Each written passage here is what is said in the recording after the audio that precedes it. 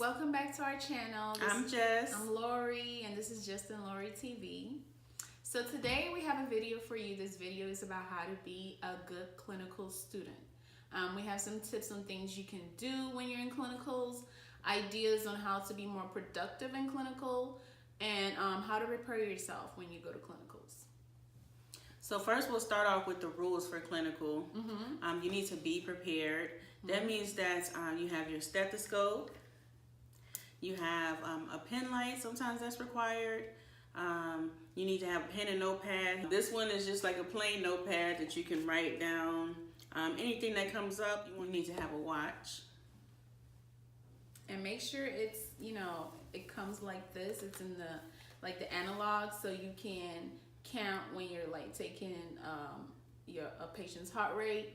You can count it in seconds. So. And then also make sure that you have a clipboard. It's good to have a clipboard that you can open up and store information in to protect patients' health information. You can just put that in there when you're on break, or when you're stepping away from writing. You can put that in there. You can also clip papers to here. It helps to keep you organized. Then you can put your notepad in there actually too. You can put your pens in there. A lot of things can fit in here. The second thing you want to make sure that you're doing is make sure that you're on time. At least 10 minutes early, if not earlier. It's always good just to be on time, because if you're late, that's really going to count against you. So you need to be on time in nursing period, because you need to be on time for report, and you need to be on time for stand-up. Next thing you need to do is be compliant with the dress code. Whatever the dress code is for your nursing program, whatever color scrubs it needs to be. Sometimes they have scrubs for you that you need to buy or maybe included in your tuition. Make sure you're wearing those scrubs. Make sure you're not trying to wear like long sleeve shirts underneath that's not in line with the dress code. If you have tattoos, make sure your tattoos are covered. Make sure that your hair is, they want to make sure your hair is back. If you have really long hair, make sure you put it in a bun. The shoes that you wear. Yes. We have a couple different options. The first two options are things that you can wear. So here, excuse me, they're a little bit dirty, but these are some white shoes. Most of the time they want you to wear white shoes. When I was in nursing school, they wanted you to wear all white shoes. Nope, not really any color. So these are good shoes here. These are Brooks. I wear Brooks all the time. It's my favorite brand of shoes. They're so comfortable. And you can't really spill much on them, and it won't seep through to your actual socks or anything like that. There's another pair that you can wear. A lot of people like to wear. These are Dansko shoes. A lot of people like to wear those. She likes to wear these. I think they're too heavy and I'm really clumsy, so I think I would trip with those on. But she likes to wear them. Right, because nothing can get through these kind of shoes. You don't want to wear something like... So you don't want to wear shoes like these that are netted. No. Because if any type of bodily fluid, I don't even know, whatever it is, urine, blood, feces, saliva, whatever it is, if it gets through here, it's going to get to your skin because it's netted. So make sure that you don't have any shoe like that. Jewelry, make sure you keep it to a minimum. You don't want to wear all your fancy jewelry to work anyway, so I don't know why you would want to do that. Like she has on some really big earrings. These earrings are not really in line with the dress code. I have really small ones on. You can wear these. Or and then these. also, No. do not try to wear hoop earrings. No. That's not really permitted at all either, girl. Oh, nails. So my nails are really short, and they're on my own nails. In nursing school, they want you to wear your own nails. Make sure that they're short. Don't try to wear a lot of colors. And then don't have them chipped. Don't wear chipped nails. Right. If they're chipped, then you just take the polish off. Or fake nails. You can't wear fake nails either. No. She's not compliant, and she's a nurse right now. Well, I don't have a lot of patient contact anymore, so. Yeah, so make sure you don't try to go against the rules, basically. The next thing is whatever your preceptor is telling you need to do, make sure you're doing it. If they're telling you you have your own patient, you guys are going to do a concept map or anything like that, Make sure that you have all the information you need. Make sure you're looking through the history and physical for the patient. Make sure you're looking at the med list for the patient. Make sure you're looking at all the patient's orders. Make sure you're talking with the patient. You can ask the patient questions. And then when you're asking the patient questions, you're also practicing proper bedside manner. That's important as a nurse to make the patient feel like a person and not just another patient or like a machine or whatever. Also, try not to socialize with your nursing mates. Try not to be like in a break room talking with your fellow nursing students about what you did last night, what your boyfriend did to you, all this other stuff. It's not really necessary. Make sure when your nurse gets up, you follow the nurse and don't try to just like, oh, this is just a clinical I'm not interested in, so I'm not really gonna do much. Make sure you're paying attention in each clinical, because each clinical is going to give you something that you didn't have before. Right.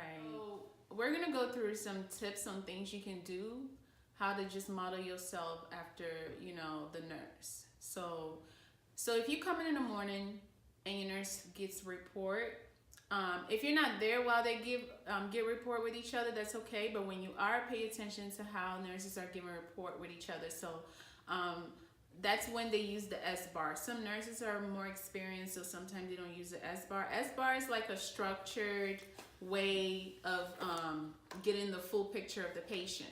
So this is an example of S-bar. Every hospital is different. Some hospitals make their own for nurses, and some nurses create their own. You can create your own to fit how you want to guide the questions and how you want to guide the format for you. So yeah, on this S-bar, you can put the patient's name, you put the code status, full code, DNR, DNI, their room number, their age. You can put their weight, height, whoever the doctor is following them, when they were admitted, any allergies that they have, admitted diagnosis, if they're on any contact precautions, what's their history, diabetes, hypertension, the list goes on and on.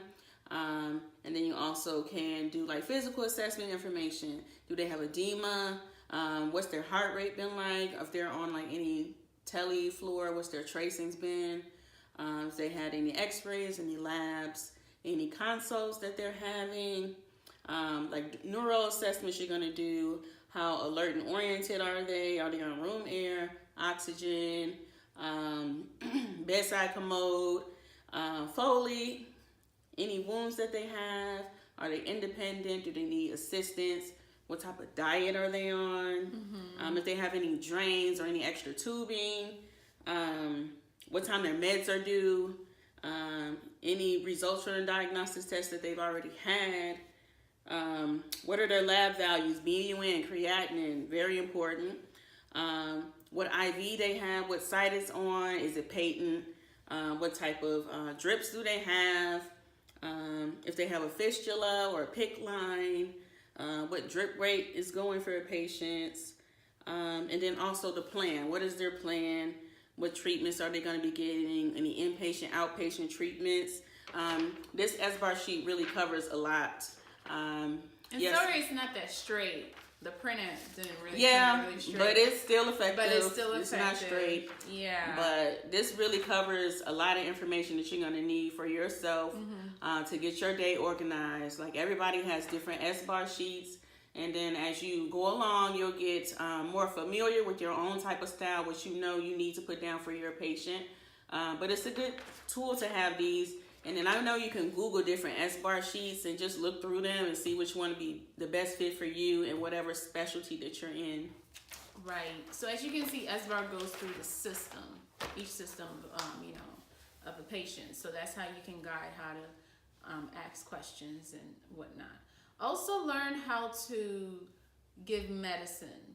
So when your nurses have to pass medication, learn how they do it. Some facilities, the nurse have to carry a whole like a computer on wheels. Some have it already installed inside the patient's room. So learn the 5 rights? Yeah, it's the 5 patient rights. Yeah, learn how to do that. When your nurse is giving medicine, pay attention to like what syringes they're using, how they're using it. And when they're putting in IVs, look at how they're doing it. Everyone is different in how they do it, but the concept remains the same. So pay attention to that. When they're putting a Foley, or even if it's not your nurse, it's a different nurse, try to be engaging as much as you can and see as much as you can. That's how it's going to help you when you're out there on your own. You get more familiar with things. If you have downtime, go into the clean holding. Look at how things are set up and look at the names of things. Look at what a yanker looks like. Look at what an IV kit looks like. Look at the bags of the fluids. So because they all look the same, sometimes you just grab one and you go into the room to scan it and it's the wrong bag. So look at what cleaning supplies look like. Get familiar with the equipment. Round with the CNA, especially when you're first in your rotation. This is a good way to learn hands-on care and how to do your ADLs, activities of daily living. So if a patient is on a diuretic and they need to get up all the time and use the bathroom, be that nurse. Go in there and learn how to turn patients, how to clean patients properly, how to deal with family members, or if going back to the nurse, if your nurse gets a report and she gives you a heads up, oh, today is going to be really heavy. Be that kind of nursing student where, okay, I know my nurse is busy. I want to make sure when she goes into each room to pass meds, she has everything she needs. So the patients that I know can have water, they're not on fluid restriction, I'm going to go in the room and make sure they all have water. Because you think those things don't matter, but when you're busy and you're on go, you don't have time to stop and go back, run to the clean holder, run get water, come back, get a pill crusher. So just be that kind of student where you prepare things for your nurse. If your nurse has an isolation patient, oh, okay, let me make sure they have all the proper equipment they need when you're going in a room. Sometimes you're ready to go in a room and there's no gowns, especially if they're on contact precautions. So make sure the cart is stopped. Be that kind of student where if you know your patient is on like IV fluids and it's continuous, oh, let me make sure I grab an extra bag so when we go in a room, we won't have to stop and go back. You get what I'm saying? You get the picture? Yeah, be that kind of student. Grab vitals for your nurses so they don't have to wait on the CNA, because sometimes the CNA has a lot of patients and they have to stop, unfortunately, because each room they go to, a patient needs something. You can't just say, I'll be back. Some things you have to do right away. So they can be very swamped and busy. So be that kind of nursing student where I'll grab the vitals for you. One of your patients needs to use a commode. I'll go do it. A patient is on a call light. Let me go see what they need. That's how you get familiar and you observe things. Go into like a clean room and look at room readiness. How the room is supposed to look like before a patient comes in there. Because believe it or not, a patient comes in, they see a dirty needle on the floor, a dirty linen. That is all going to impact your service and your care for that patient. So look at how rooms are prepared for patients. Look at the flow of how patients come from the ER to the room. You know that, okay, before they come, sometimes the CNA grabs things that they can use right away, like a basin or things that you can use to brush your teeth and a water pitcher. Just get familiar with things like that. When your nurses have discharges, pay attention to how they're discharging their patients, because discharge starts when you are admitted. You need to start planning for discharge. So especially when they come in, you don't ask them anything and it's time to go. You give them their meds, they sign their papers, and oh, I don't have a way to get home. That all could have been taken care of before they even got to signing to be out. So just pay attention to how the workflow is done. If you have downtime, follow the charge nurse, because there are extra resources on the floor, so they're able to go to different nurses and different patients in different rooms at a time. So pay attention to how their workflow is. The leadership side of nursing too. That helps. Another rule we forgot, which her phone started ringing. Don't be on your phone. Right. That's that was a big good no-no. example. Don't be on your phone. That's not a good way to leave an impression on a facility, especially like a facility that you may plan on wanting to work for in the future. Just when you're doing anything at the site, just make sure you're thinking about it in the back of your head. I may end up applying for this place in the future. So let me model myself the way that I Right. want to be. I want to present myself when I want to go for an interview. Right. Pay attention if like your nurse has an isolation patient.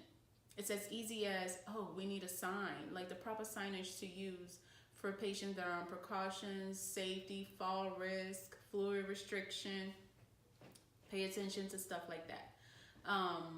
Another thing I can also say is if other ancillary staff is rounding, try to go in there and pay attention to how to communicate with the patients. If the doctor is rounding, physicians are rounding. Go in there and listen to what they're telling the patient. Listen to the questions that patient frequently asks. If like a dietitian is rounding or the case managers, go in there and listen to the things, especially if it's like a diabetic educator. You know, go in there and listen to how they're teaching, because sometimes you don't have that, and you will have to do the teaching. So those are all things you can do, instead of just feeling like you just have to follow the nurse. Your last thing before we end the video, make sure that you're not afraid to ask questions. Right. If you don't ask questions, you're not going to know the answer. And that's the only way to build up your knowledge level, if you're actually asking questions. Everyone knows that, you know, it's okay to ask questions. So if you ask them something, 9 times out of 10, they're going to get the answer for you or answer it. So don't be afraid. Right. So this will conclude our video, guys. So make sure that you like, comment, and subscribe. If you have any ideas or any questions, something that we didn't touch on or something you want us to elaborate on, go ahead and leave a comment and we will answer that for you. But until next time, we'll see you. Thanks for watching. Bye. Bye.